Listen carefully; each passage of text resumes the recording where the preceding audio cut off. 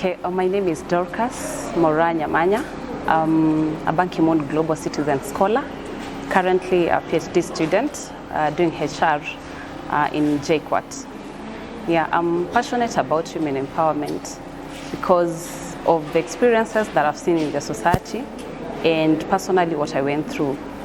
And being able to identify the pain points, I was a rape victim, and surviving this, it's not that my mother could not say anything about it, but then given that she didn't have a source of income, she knew that it was an injustice done to me, but she didn't have a source of income, so speaking up meant that she'll lose her livelihood and she'll lose her home.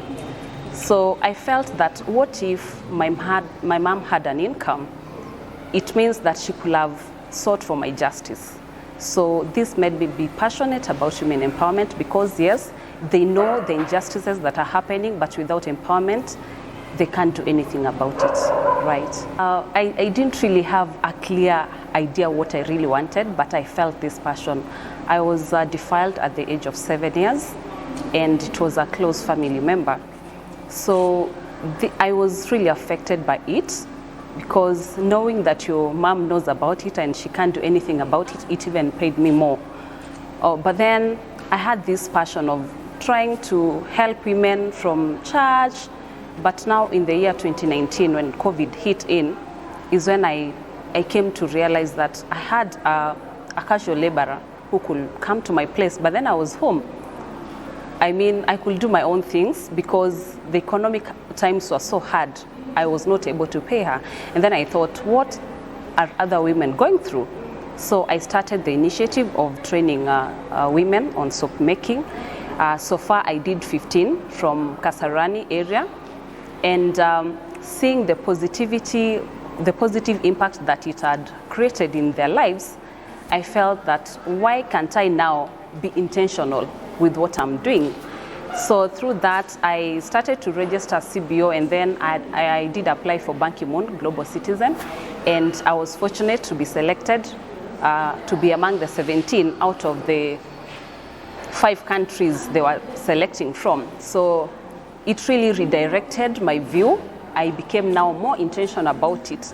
And through that, I registered as CBO, and through the mentorship and the financial support that they gave me, then I was like, I can do this. So I realized that so long as you have a passion and some information, you can go far. You don't really need to have money, so long as you have this passion to empower, to impact the society. There's this page that I follow on Facebook, Opportunities for Africans, and I saw Ban Ki-moon advertise that they wanted people to apply for the scholarship.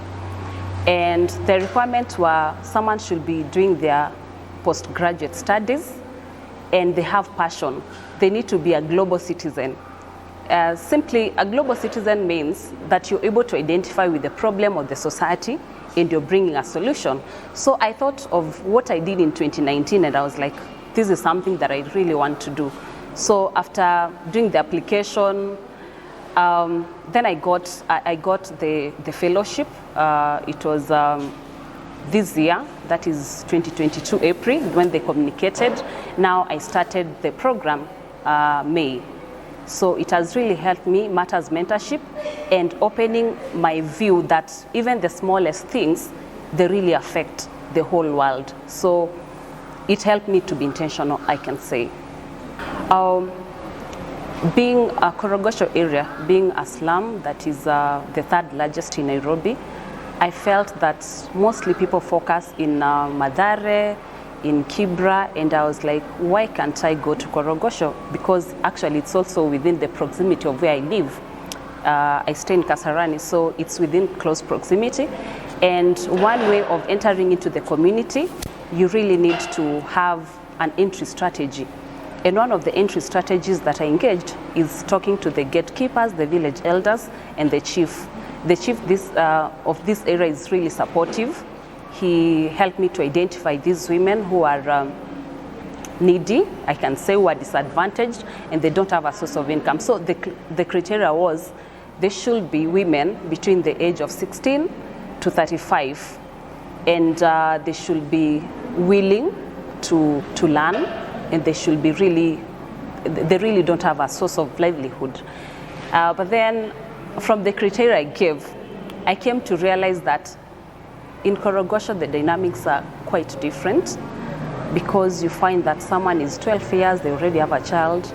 You find that they are 16 years, you're like, oh, sorry, it happened that you have a child. They're like, no, this is actually the third one, 16 years, so you can imagine. So from that criteria, I was able to identify the beneficiaries who are committed and who really were needy. And what we do offer soap making training, and giving people a technical training without showing them how to make money out of it, it won't be of use. So we double it with mentorship, we double it with small business management trainings, and also we do entrepreneurship. Apart from that, we do sensitization trainings, because you realize that there are a lot of things that affect women empowerment. An example here, you find that people know nothing about reproductive health matters, contraceptives. You find a mother very young, 27 years, they have 6 children, and already one of them is a mother in that home. So the dynamics are totally different. So giving this sensitization, it really helps them too, because I realize that most are suffering mental health issues. So we couple it with reproductive health training, sensitization that is, with mental health issues, and also menstrual hygiene. Yeah, those are the things, because you can empower someone, but without having the knowledge on reproductive health, they're still going to give birth. Whatever you're going to give them, it's not even enough. So after the successful completion of the training, we also give seed funding in terms of raw materials, so that they can start up their business. And I do a follow-up mentorship, so that I can see what are the challenges you're facing and how can we do this. Yeah. And now when I came to do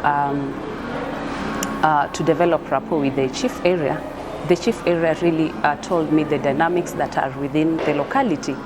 And he was like, actually, and I realized that there's something that is totally different from the area chief of this place.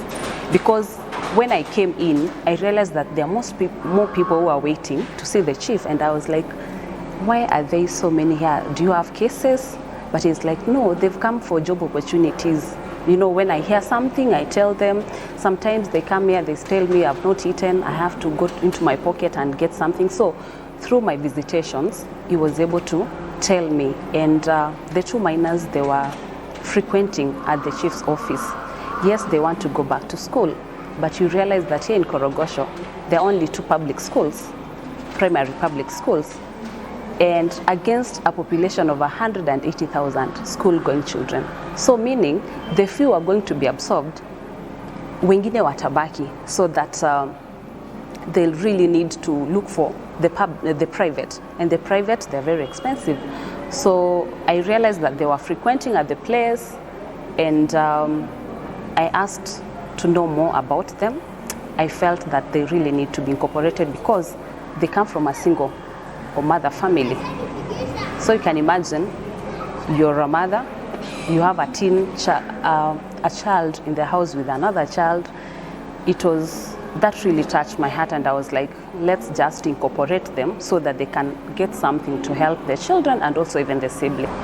So far I've trained 25 women directly, but one thing that is unique with our training, we train them to be champions of change wherever they are.